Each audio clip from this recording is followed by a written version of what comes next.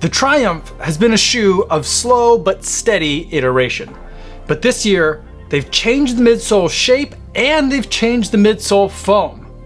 But does putting race caliber materials into a max cushion package make any sense? It's time to lace up the Triumph 22 and take it for a run.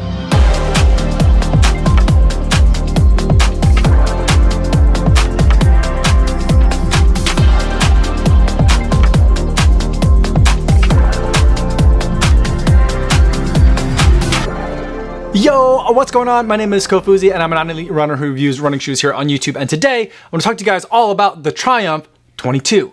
But before I give you my thoughts on this shoe, I do want to go over some disclosures. This is a pair of shoes that Saucony sent to me for the purpose of review, so I didn't have to pay for these shoes. However, nobody's paying me to make this video or to include their shoe in this video, and no one's gonna get a chance to preview any of my footage or my thoughts before you guys get a chance to see this video on YouTube. So with that disclosure out of the way, let's talk about the Triumph 22, and let's start with the specs. This is a very big shoe with 37 millimeters of stack height in the heel and a 10 millimeter drop, giving us 27 millimeters of stack height in the forefoot. Now this shoe has been pretty much completely re-engineered from previous versions, where they have changed not only the shape of this midsole, but also the composition. This year, the Triumph 22 gets the upgrade to Power Run PB, which is typically a foam that we've only seen in Saucony's racing product. But here we're seeing it in more of a daily trainer / max cushion configuration. And there is just so much of the Power Run PB in this shoe. Not only do we have a tall amount of it in both the heel and forefoot, but we also have got a wide amount of it in terms of how wide the footprint is for the shoe. Now, protecting all of this midsole foam is a thin layer of rubber on the outsole. They've done a pretty good job of trying to keep lots of rubber coverage to protect the foam, but also taking it away where they can, so that way they can save a little bit of weight.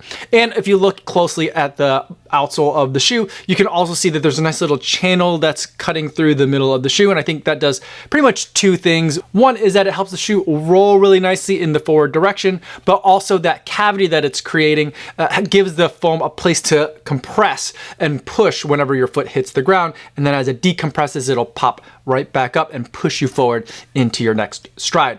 On the upper, we have a lot of kind of familiar things from the Triumph. It's less radical of a change in the upper. The material that they've chosen for this year's Triumph is a very thick material, and normally the Triumph is a very hot shoe, and that tradition continues here. They're using a textile material that is comfortable to wear, but it's very thick. Summer is still holding on really strongly here in Crystal Lake, and definitely my feet felt it. And as my sweat is dripping down into the shoe from hot summer days, that sweat is staying in the shoe, only adding to the overall weight that I'm carrying as I'm running in it. And I think that it's actually kind of a downgrade from some previous versions, like the Triumph 20, for example, had a very breathable and lightweight upper that had a similar fit, and it was just much more comfortable and breathable. That still too was a little bit on the warm side, but I feel like we've gone the wrong direction here with the upper on the Triumph 22, although it's very roomy and an accommodating fit. There's also a toe cap in the front, which also helps create that sense of volume in the toe box.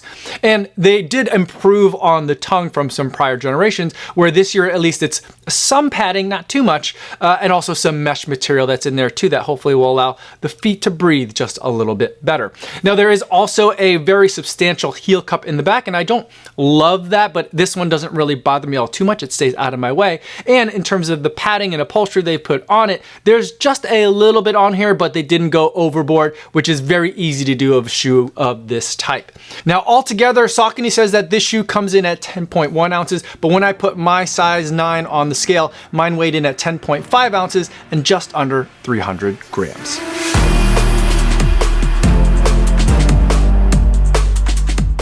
Now that we've gone over the paper specs, let's talk about what it's like to actually run in the Triumph 22. This is a soft and squishy shoe, and it's a great max cushion experience. Yes, it's made out of Power Run PB, which we normally associate with a racing product, but geometry and plates, or in this case, the absence of plates, absolutely matters. The wide footprint and large volume, the sheer amount of Power Run PB that's in the shoe make for a very stabilized experience. And without a carbon fiber plate in here, it's not as snappy as it might be in the racing product that is the Endorphin Pro 4. Because the Power Run PB foam is compressing quite a bit. There's a lot of it here and it is all moving a lot every time my foot hits the ground. But without that carbon fiber plate to kind of aid and assist in the decompression, it kind of decompresses a little bit slower in a little bit more of a relaxed fashion, and that's what's giving that sensation of softness and almost mushiness to the experience. I wore it on a couple of recovery days, and it's very welcome on a day like that after a big workout where my body's a little bit beat up and I want to just take care of myself and be nicer to myself a little bit. The Triumph 22 is really great for that. But on my regular hour and a half, hour and 45 minute daily runs, it also does a really great job at just handling those everyday running tasks as well. It also did okay for strides, but pretty much any flagship level running shoe in 2024 is going to do pretty good at strides. But I'm not sure I'd want to take this shoe out for a workout or anything that had a lot of fast paced work in it, because again, that geometry of the shoe just doesn't lend itself to snappy turnover. And also the weight of the shoe is definitely going to make itself very well known if you try to take this out for a workout. And after a couple of years of the Triumph slowly moving itself into that kind of daily trainer category, I like this shift back to the original Triumph, or at least some of the original Triumphs that I first tested back at Triumph 17, and giving us back that max cushion experience that's just really comfortable and pleasant.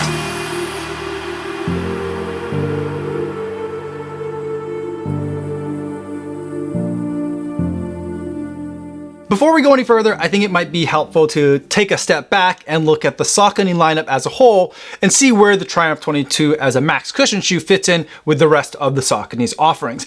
Now, every time I look at a running brand, I always like to start at the daily trainer, and for Saucony, that is the Ride. I have the Ride 17, and we're a couple of generations past that now. It's been a while since I've reviewed the Ride, but the Ride still to this day sits right in the middle as the daily trainer, that workhorse shoe that you're going to use for most of your runs, most of the days of the week.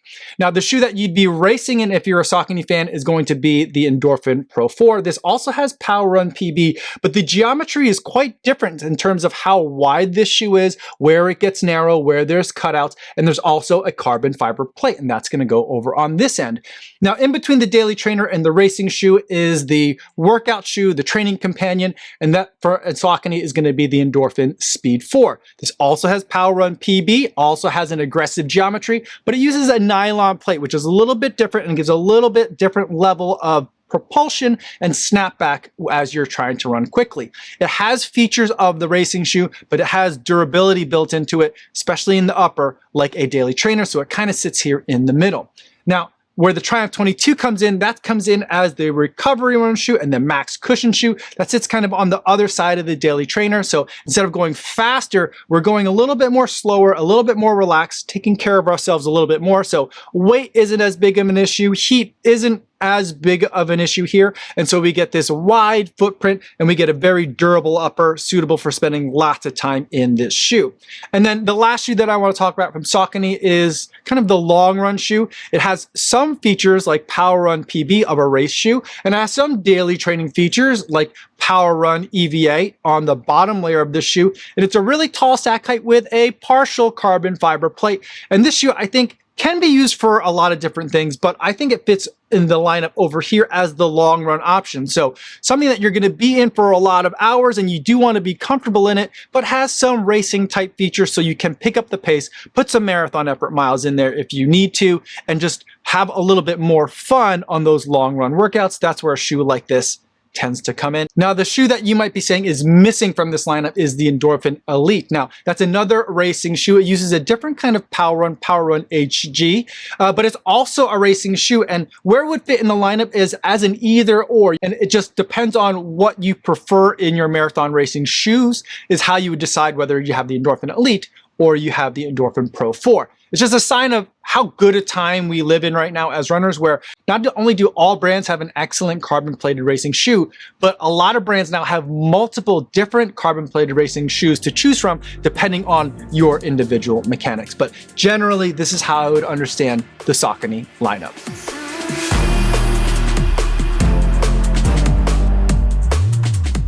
Now let's wrap up this video by going over the buying guide, and let's also talk about some alternatives that you're gonna want to consider. The Triumph 22 is an excellent max cushion shoe. It's really comfortable, whether you're gonna be wearing it all day or running in it all day. It's gonna be a very plush experience for you, and it's gonna be easy on the feet. I feel people that want to use it for a recovery run shoe or a max cushion shoe or just a long sleeve or distance shoe are really gonna enjoy what the Triumph 22 is going to offer. And this shoe is gonna retail at $160, and I think that's a pretty good price. You can find last year's version or sometimes even 2 versions ago available at a pretty good discount, but those shoes are a little bit more on the daily trainer side. So unless that's the kind of shoe you're looking for, I'd kind of stay away from those. And if you're specifically instead looking for a max cushion shoe, I'd go with the 160 and the Triumph 22. Now let's take a look at some of the alternatives you're gonna want to consider. I think the shoe that stacks up most closely against the Triumph 22 is gonna be from ASICS, and that's the Nimbus 25. And I specifically am mentioning the 25, even though the 26 is the most recent version that's available from the Nimbus. There are some subtle changes that happen from 25 to 26 that make the Nimbus a little bit more firm and a little bit less cushioned. Nimbus 25 was probably my favorite Nimbus of all the Nimbuses they've ever made, and I felt like that was a very relaxed, chill, max cushion shoe that just gave a very comfortable experience. I really like the knit tongue that they used on the upper here. It's very comfortable and it's not a sweat sponge. And the mesh that they're using on this upper here is a lot cooler and breathes better than what's on the Triumph 22. I'd say though that if you're looking for which gives ounce per ounce more cushion, I'd probably say that the scales are going to tip in the Triumph 22's favor, pun intended there, but both of these shoes are really comfy. But because the Nimbus 25 has been out for a while now, while it originally retailed at the same price, $160, now you can find it for as low as $120. And then I think the next shoe that I think is worth taking a look at against the Triumph 22 comes from New Balance, and that's the More version 4. Now, we are on the More version 5. New Balance hasn't submitted that one in for me for testing yet, so I'm going to talk about the More version 4, which was, I believe, my favorite max cushion shoe of 2023. This is a really tall shoe with a comfortable step-in feel. It's got a nice amount of cushion in here, and it also has a nice little amount of bounce. That Fresh Foam X, in my mind, bounciness is something that I definitely equate with that foam. The shoe also has a pretty aggressive rocker up front. So even though the shoe has a very wide footprint and there's a lot of shoe here, it kind of carries it all really well. So if you do want to pick up the pace just a little bit in that max cushion shoe, I think it's definitely capable of doing that. That upper also is cooler and more comfortable than what we see on the Triumph 22. Now the More version 4 retailed at $150, but again, that shoe also has been out for a little while, so you can find that one as low as $110 on Joe's New Balance outlet. So really quite a bargain compared to the $160 that the Triumph 22 is offering. But keep in mind what the retail prices were for those other 2 shoes that I mentioned, and I feel like the pricing isn't necessarily wrong. We're just taking a little bit of advantage of the fact that those 2 shoes have been out for a little while. So depending on exactly what you're looking for, you can get a good deal with the 160 and the Triumph 22, or you can get an even better deal with some older models. So those are my thoughts on the Triumph 22. Let me know in the comments if you have any questions about this shoe or any of the shoes that I talked about today, or better yet, stop by the live stream that I do Mondays and Thursdays over on the Kofuzi Run Club channel. I'd love to talk to you guys over there in the chat. That's all I have for today, everybody. Thanks so much for making it all the way to the end of this video. Hopefully you guys are staying safe out there on your runs, and I'll see you in the next one. Yo, what's going on?